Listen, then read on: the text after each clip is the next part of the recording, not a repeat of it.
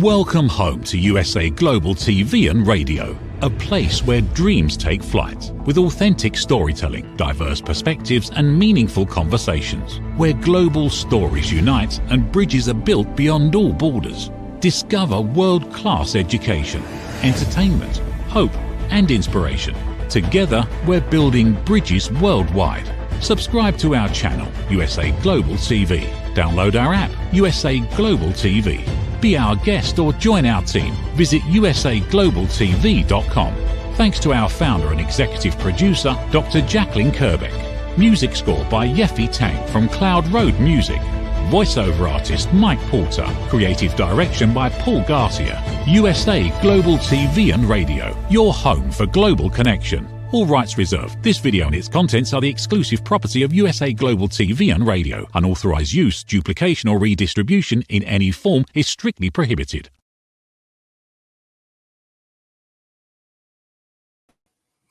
Hi, welcome to the Persistence Payoff Show. We're here on USA Global TV and Radio.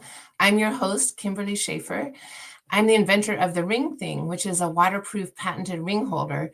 I'm a first-time entrepreneur and inventor, so I'm really enjoying this next chapter of life. This show is focused on the quality of persistence and the payoffs that it brings us, both in our personal lives and professionally, and there are a lot of them. I'm really interested in talking to people who have this quality and learn from them about their hows and their whys and what lessons they've learned and can share with us. One thing that I'm really coming to see and understand is that quality of persistence can come to us through many different ways. And some of us are just born with that inherent nature that we're going to stick with something and see it through. Other people come to it through hardship and have had to learn it. Other people have modeled themselves on people who are successful and have that quality. So there's a lot of different ways to get that quality. And I'm really interested in talking about it and learning about it. Today, I'm very happy to have as our guest an author of a trilogy, Tong Ge, who has a really wonderful story, both in terms of her own personal journey and her journey as a writer. She was born in China and immigrated to Canada as a student. She went on to get a master's degree, and then she started writing, and she has published poems and prose and novels. And now she has a trilogy that she's finishing. So I'm really excited to talk with her. She's also an award-winning author, and she's the winner of the 2024 Independent Press Award. So please welcome Tong Ge. Thank you, Kim. Thank you. Yeah, thank you so much for being here with us. I really appreciate it. It's an honor for me. Yeah, thank you. I would love to start by just hearing about your journey as a writer. How did you start? And is it something that you have done since you were young, or did it develop more organically over time? I fell in love with storytelling since I was a child, influenced by my father. Then in China, during the late 1960s to mid 1970s, we experienced something called the Cultural Revolution. So during these 10 years, from 1966 to 1976, lots of books were banned, books that published in the 50s or earlier. Almost all the good books, include both Chinese books and Western translated books, were banned. So it's not many books we had. There's some Soviet novels were available, and very few revolutionary novels were available. But that's the time once I learned how to read, I read a lot, as much as I could. And I started to telling my friends those stories. Then in the early 80s, China started the economic reform, and university entrance exam was reinstated. So when I was choosing my major, I'd like to study either Chinese literature or journalism, but my parents strongly objected because during the past 10 years or even longer, ever since 1949, writers or journalists were like lots of them were put in jail or even died because of what they wrote. So writing was a dangerous thing. So lots of Chinese parents actually object their children to become a writer. So I studied banking and finance instead for my bachelor's degree. After graduation, I taught in a university for 3 years before came to Canada as a graduate student. Then because I didn't have the money to pay for the tuition, I obtained the scholarship. Then I couldn't start to learn creative writing because there won't be any scholarship. So I studied agricultural economics instead. And so I took a long detour. After graduation, I could only find the job in the field that I was trained for. So I ended up being a financial planner. But the dream of to be a writer has never died. I wrote a lot of poems when I was in college in China, in Chinese. In 2004, I decided to write my family history into novels. But at the beginning, I didn't believe I could succeed in writing it in English because English is my second language. So I started to write in Chinese. And after a while, I felt I couldn't continue because if I write in Chinese, I couldn't get any help. No beta readers, no critic groups, no feedbacks, no freelance editors, and no publishers. So I had to do it in English. Well, even then, I didn't believe I could do it. So I was looking for a ghostwriter for me, and that didn't work out. So finally, I realized that I'm the only one. I was the only one who could write this book. So I started to take writing courses and read lots of books, both fiction, nonfiction, and books on writing. My first piece in English was published in 2012 as a personal essay by the PRISM International. So that gave me a great confidence.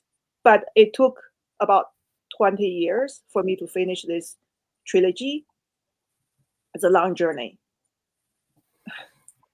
Yes. Wow. That's an amazing story, and just shows the sort of the burning desire that you had inside to write. And I'm curious, when you were in college in China and there was some danger for writers and journalists, and you mentioned that you were writing on your own, did you have to hide those writings? Like, did you have to do that more in secret, or were you able to share that with your friends? No, it was not, because I was, my poems was mostly about love, right? Mm-hmm. So as long as you don't criticize government or reveal the dark side of the society, of the regime, you're fine. Okay. As long as you don't do that. Like they can't take any criticize, even just a little bit. Even the intention is good, even you want them to improve, you cannot criticize them. Yes. Well, and for you, I mean, what an accomplishment to become not just a published, but an award-winning writer in a second language. And how was that process for you of learning how to structure sentences in a whole different language? Did that come pretty quickly and naturally, or was that its own process? It was not that quick and easy. When we came here as a student, we had to pass an English exam called English Language for Foreign Students, something like that. Is POEFL, TOEFL, test of English language for foreign students. So we had the basic English skills, but it was not even sufficient for me to do academic study because we only learned daily, like English enough for daily living, not academically. So every time I try to finish my assignment, I have to check out all the English vocabularies first, all those words I did not know, with a big dictionary. Then before I could start the assignments. even like the professor, when the professor giving lecture, I was not fast enough to take notes. I had to borrow notes from other students. So then writing in fiction is even harder, because fiction involves in different tense and a whole bunch of things. Chinese and English are vastly different two languages, especially grammar aside. Chinese grammar is very easy. For instance, we only have one tense. We only have present tense. We didn't have different tenses. We don't have plurals. Our verbs do not change with subjects. Our preposition are used differently. So it's hard for me to write correctly, consistently. That's why I had to hire freelance copy editors from like day one. I hired them on an installment basis because I felt embarrassed to present my writing to my critique group, because I first did that and they start to correct my grammatical mistakes. So I thought that was too much for them, and I also felt embarrassed. So I hired an editor. Every time I finished 2 chapters, I would send to her. She would copy editing for me. Then I'll present to the critique group. Then later I hired freelance developmental editors and manuscript evaluators and beta readers and whole 9 yards. After I revised based on the feedback, then I had to hire the copy editor once more because I have made so many changes. So it's a big commitment, both in terms of time and money. And but I was determined. Well, yes, and kudos to you. I mean, because in the midst of all of that, you're also writing and you're paying attention to the story and the content of what you're writing. And so I'm really so impressed and inspired that you were able to do all of that in sync. That while you're going through all of that process, you're also creating an award-winning writing and books. And so congratulations. That's all of it's a huge accomplishment. And I'm curious about the trilogy. So my understanding is that it's based somewhat on your own family history. And I'm curious to know a little bit more about the trilogy and the story itself. And also over that 20-year journey, was it kind of an evenly paced, about 6 or 7 years between each of the books, or how did the trilogy unfold over that 20 years? Actually, I first wrote a big long book with 240,000 words, and I finished that in end of 2018, and I couldn't find a publisher. So at first I didn't know why until a mentor of mine told me that it was too long. For literary fiction, it was way too long. She suggested me to divide into 2 or 3 books. That's how the trilogy were finished at the same time, because it's one long book and divided by 3, into 3. And each book is focuses on one generation. So the first book, The House Filler, is based on my grandmother's story. And the second book is based on my mother's story, like my parents, but mainly my mother. And the third book is based on my own story before I came to Canada. So it's 3 generations of women fighting for survival, independence, and freedom. Yes. Oh my gosh, that's an incredible sequence of within the same family. And I understand that in the first book, in the House Filler, with your grandmother's story, where her feet were bound as a young woman. Is that? Yeah. She had to go through that. Oh my.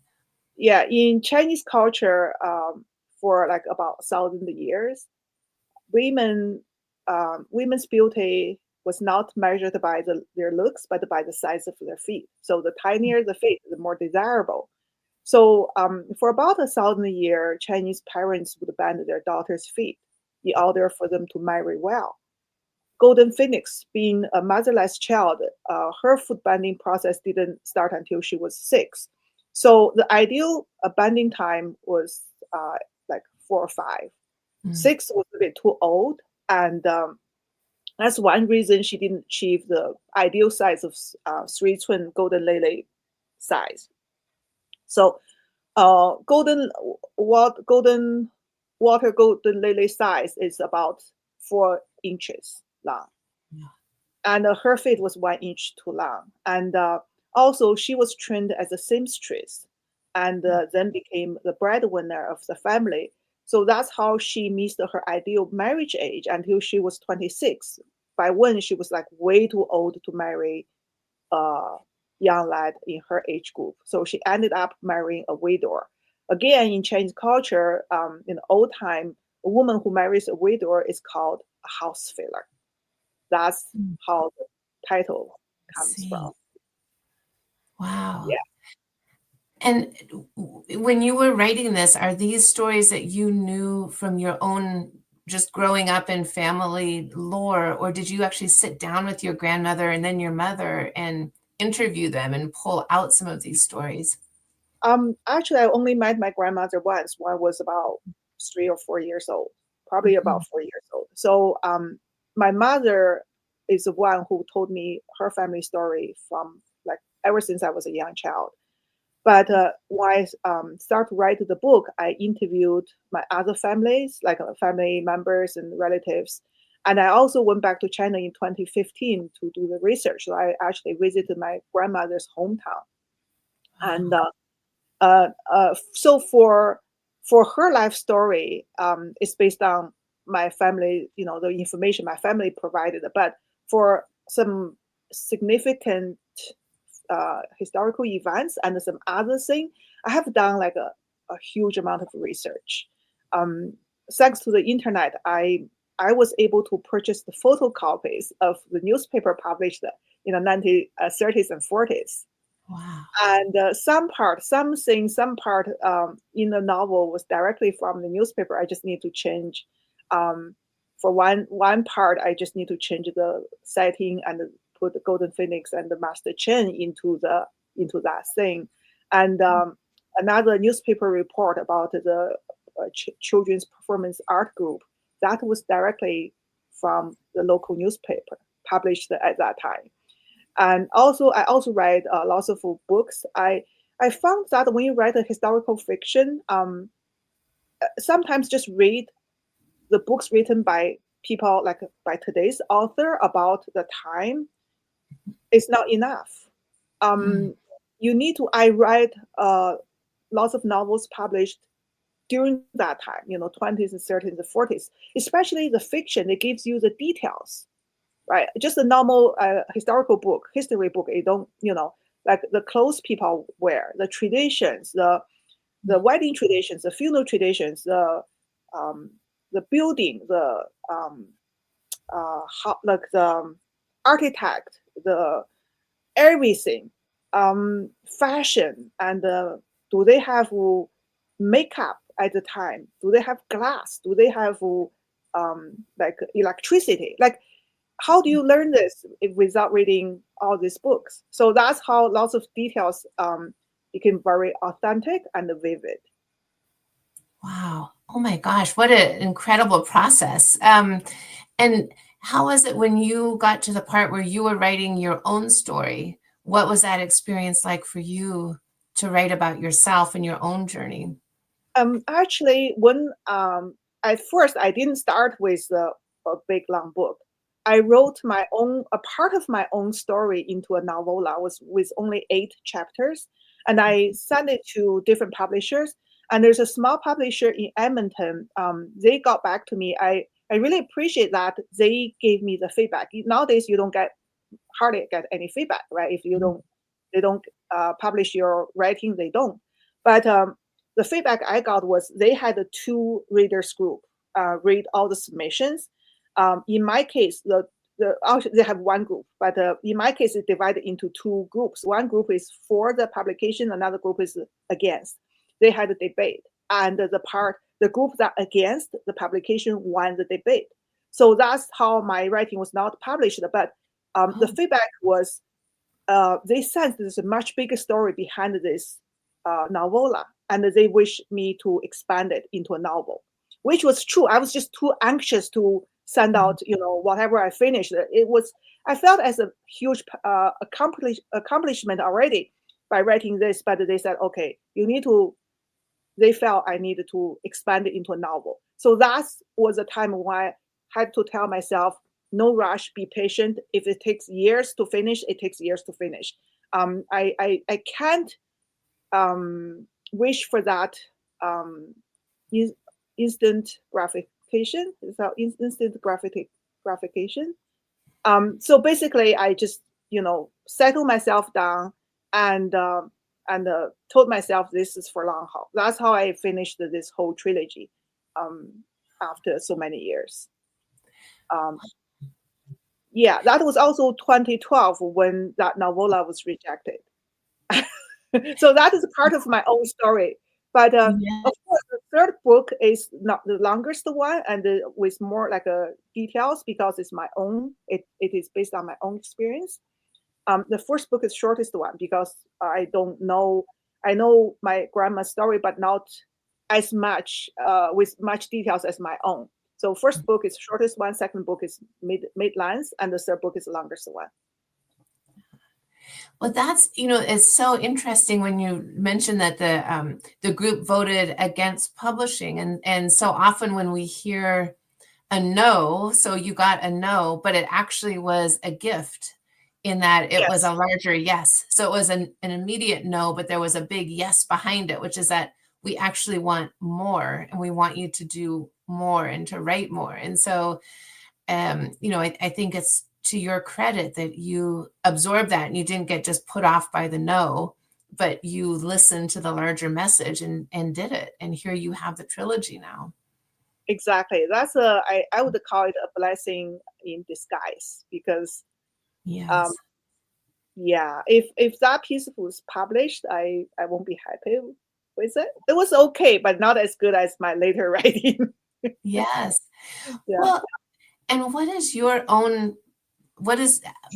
internal talk to yourself in those kind of moments when, maybe you got the no and you needed to put more work into it, or if you've had moments of getting discouraged, what is your inner self-talk to just keep yourself going and to continue to push through? I hardly had to do self-talking because I'm so passionate about it. It's not, to me, it's not hardworking, it's not chore. It's the thing I'm enjoying doing. So actually I work on commission. I also suffer long-term disability. I have repetitive injuries on my both arms. So I lost my previous job working for government and started a new job based on commission, like commission only. But that gave me the flexibility in terms of hours. So for the first 15 years, I would go to work, work on my day job from 9 a.m. to 9 p.m. Then after 9 p.m., I start to write. Usually I write 1, 2, or 3, 4 hours. So I call this time my happy hours. So every day I'm looking forward to this happy hour so I can put my daytime job aside and start to write. There's only one time I had to do some self-talking. It was a very scary moment. So after I finished the trilogy, I had a mentor, but because I think she's more type of a commercial fiction type of person, I'm not good at writing commercial fiction. My thing is like a literary fiction.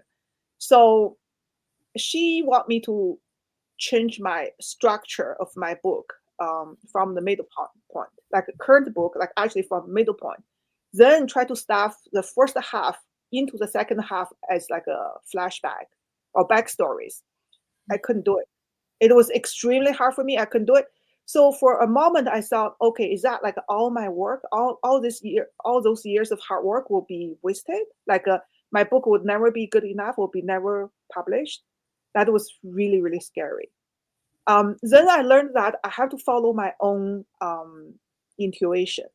Like, especially also sometimes you have two, professional, either mentors or editors. They give you different advice in conflict, like a conflict advices. Which one do you take? At the beginning, I did not know. When you're not good in, like, you just did not know when you start up. So then I think when this happens, I just need to put the book aside and distance myself from the story for some times and read some other novels and fictions and good ones. Then when you come back, you can figure out which advice is like the one for you. It's just experience. I had that one horrific moment. I thought, will all this be wasted? Yes. That is worse than death for me. I can imagine after all of that work, and Yes. yeah, and really that you stuck it through and you kept going, and now as you move forward with publications, are you much quicker to sort of get to that point of following your intuition? Like, has it made you stronger in following your own inner voice? Yeah, I think it's made me stronger to follow my inner voice. In terms of publication, it took me 4 years to sell my first book. Nothing is easy for me. I I don't know how some people, they get overnight success. Like they're extremely lucky. There's a very few people who can achieve that. Most people is like takes a long time. For me, everything I do takes extra long time. Either writing or my professional job or my just for some reason it's always harder. The life is harder for me. I don't know if God designed this life for me or what. It always takes a long time. Yeah. Yeah. Well, it's interesting because I know I've read about J.K. Rowling's, the author of Harry Potter, and I don't remember the exact number, but she had to go to something like 18 or 20 publishers before anyone would take on the first book. And so, I think, and it seemed like an overnight success, but she had to just knock on so many doors. And Well, actually, that is considered very quick. Most of us, we send out hundreds of query letters. We're talking about in hundreds, like 3 digits. Like I heard that she had to gone through like 11 literary agencies to find her agent. That's pretty quick, actually. Most writers, if you interview them, it takes them much more. Like we're talking about 3 digits at least. My Yeah. goodness, this is so interesting because I had no idea. You sort of imagine like some people get it on number 1, and double digits seems like a lot. And so that's wow, that's a lot. Triple. Lots of Yes. writers I talked with, we're talking about triple numbers, Yes. triple digits. So talk about persistence. That's a that's a masterclass in persistence right there, Yeah. just to stick with it. And along the way, as you were working on the trilogy, because I know you also write poetry and prose, do you alternate those, or how do you weave in other types of writing along with the historical fiction? Now I mainly focus on my novels, Mhm. but my in the third book, because the protagonist is like myself. Put it straightforward. It's like myself. So because this protagonist is university educated and is love literature, love poetry, and write lots. So I was able to incorporate some poems I wrote way back when in my college life into the book. So now her voice is totally different from Golden Phoenix, right? The Golden Phoenix is illiterate, and she's well educated, and so I'm able to differentiate the two different characters. And the middle one, Mother, is she's very good at science, but not very good at arts or literature or music. She's not even interested in that. So then I portray her just as what she is. So the 3 women are different. In writing, is really the one thing is really hard to overcome is that you write different characters, but they all sounds like alike, right? The way they talk, the way they think, the books they read. It's almost like sometimes I think the writer made a mistake. The writer write lots of fictions, literary fictions, and and then they put that into their character. But you're really thinking, wow, this sounds like a person with an English major, right? Doesn't sound like the real character. Really, she write all that books. So I think one has to be really careful. I mean, when we write, it's always a part of ourselves are in a book. I heard this over and over again. We always write ourselves in, but you have to be really careful. Like in Golden Phoenix, I don't, well, other than, the persistence and resilient and hardworking and, steadfast, upright. Other than this, like in other aspects, there's nothing similar between her and me. So I have to be really careful. And how she talk, I have to be really, really careful. She talk really simple language, right? Even in English, I cannot. That's another thing. You have to be really careful when you use ChatGPT to check your grammar. I use ChatGPT to check my grammatical mistakes, and then it gave me suggestions. No, this, I said, Golden Phoenix would never talk this way. No, this is way too formal. This word is way too big. No way. So you have to have that ability to tell which advice you need to get and which one you have to reject. You have to be able to do that. Yeah. Oh, that makes really good sense. And along the way, like, you have this passion for writing, so it's a part of your being, but have you ever had an experience of writer's block? Have you ever gotten to a point where you're just, it's not coming out? And, if you have faced that, how have you dealt with it? I have never had that. Actually, my hands are not fast enough. Ah, okay, good. Sometimes I lost a part of the story because of my injury, and my hands were not fast enough, and then it got lost. So it's I think my case is a little bit different than lots of other people. I once wrote outline of a science fiction. I would never thought I would write a science fiction until that time. And I mean, it's not a simple outline. It's like pages of pages. Like I was at a point that I didn't eat or sleep or shower for, I don't know. I felt like for days, and I was like frantically write everything down until my hands couldn't handle it anymore. I had to stop. And now I don't know where I stored that outline too. So no, I'm not fast enough. That's my problem. Yes. Oh my. And when you're writing, do you type it or do you write it longhand? I used to write in longhand until recently, because now Microsoft voice recognition is so much better than before. So now I'm able to dictate. But before, even when I start to write, there's a dictation software called JAW, or called JAW, JAW, just called JAW. It's really hard for me to use it because of my accent. So my inaccuracy rate is pretty high, or my accuracy rate is too low. Then I have to go back to use hand to correct all the mistakes. That feels even more work than you just type. So recently, I mean, pretty much after I finished the trilogy, the dictation works so much better now. Yes.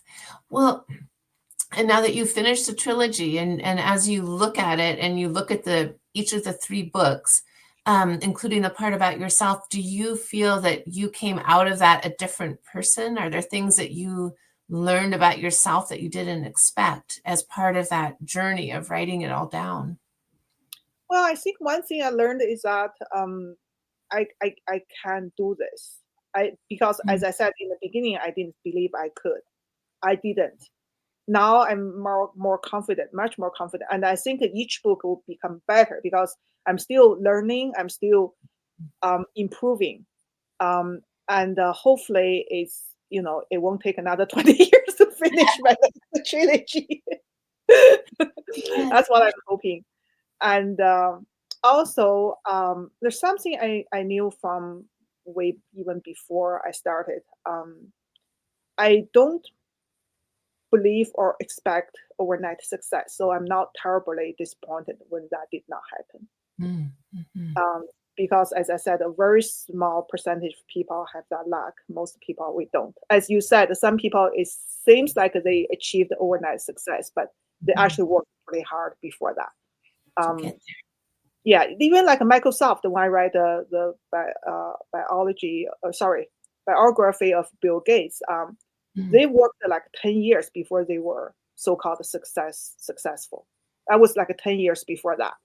So a lot of cases, like you don't know how much hard work these people put in until one day, oh, they're overnight success. No, they're not. It took a long time. That's a really good lesson, and it's also, I think now I'm going to look at books differently, when I'm reading, or if I'm reading like whatever the number one on the New York Times bestseller list is, I'll be looking at it differently because of this conversation that, yes, they've had this success, but what went into it and what was behind it. And yeah. Well, what are you working on next? Are you focusing now on the trilogy and helping to get that out in the world, or are you on to your next book already? I'm trying to get my second book published. As I said, it seems nothing goes smooth for me. So that's what I'm focused on. And also I'm translating the first book into Chinese.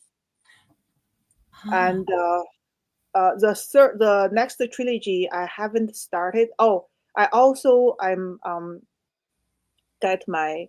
revisit my diaries and the correspondence from friends from the time like after I graduate from college in China until 1990, end of 1992, beginning of 1993. So I'm getting myself emotionally ready for the next book, because next book will be much, much harder emotionally for me than the first three books. Because next book is about me, and I have gone through a lot, and that'll be emotionally hard. So now I try to ease into that. And I think lots of time you need to get emotionally ready. Like there's something I still couldn't write even today. Like after 20 years, something happened 20 years ago, I still couldn't write today emotionally. So that's what I'm doing right now. And revisit those records of the history. Yeah. Wow. Well, I'm going to look forward to reading that. I think you have an incredible story. So I think it's going to be a very powerful book. And I look forward to that. And as we're coming to a close, I wanted to find out if you could let us know how people can connect with you. If they want to learn more about you or about the trilogy and about your writings, how can they find you? I have a website. It's tong-ge.com. Yeah, just my name, tong-ge.com. And I'm not very good at social media. I'm still learning. I try to be active on social media. I have if you search Tong Ge, I'm on X, on Facebook, Instagram, but I'm not good at it at all. Also, I have to be careful with my hands because of my disability, my injury. I need to preserve my hands for writing. If I get too much work too much on social media, on promoting all that, I may damage my hands to a point that I can't write anymore. So yeah, my case is a bit different. Yes. Oh, that makes sense. Okay. All right. Well, thank you. And I think you're absolutely right to prioritize your writings. I can completely understand that. This has been such a... Sorry, I just want to add one thing. Sure. When people look for my book on Amazon, if you just type in the title, usually you get a whole bunch of household items. So you really need to also type in the author's name before you can find it. So usually you put either by Tong Ge or a hyphen or something, then you find it right away. Okay, so they can put in house filler and then your name, Tong Ge. Yeah. And then hyphen Tong Ge. Yeah. Okay.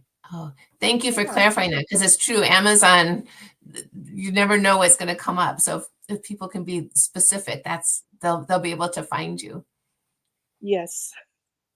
Yeah. All right. Thank you. This has been a wonderful conversation, and I've learned so much. And just, I'm so inspired by your story, what's happened so far and what's to come. So thank you so much for being here with us today. Thank you, Kim. Really appreciate this opportunity. Yeah, thank you.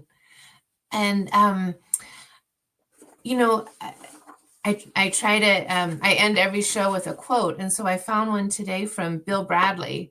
And he says, ambition is the path to success. Persistence is the vehicle you arrive in.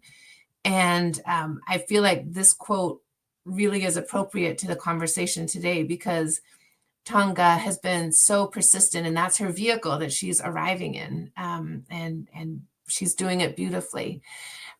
So I'm here every second Tuesday at noon Pacific time. You can see the Persistence Payoff show live, and it's also available to play anytime on YouTube. You can find me personally at ringthing.com and on Instagram at ring_thing_. And I'm available and happy to talk anytime. So thank you so much, everyone, and please take care. Bye-bye.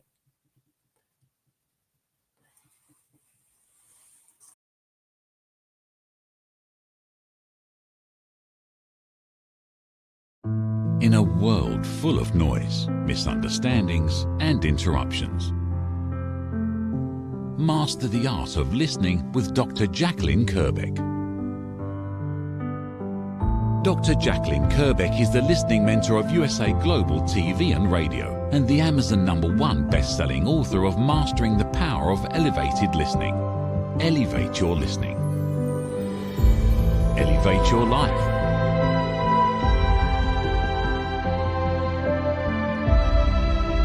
Join a global learning experience in person or via Zoom. Reserve your spot today.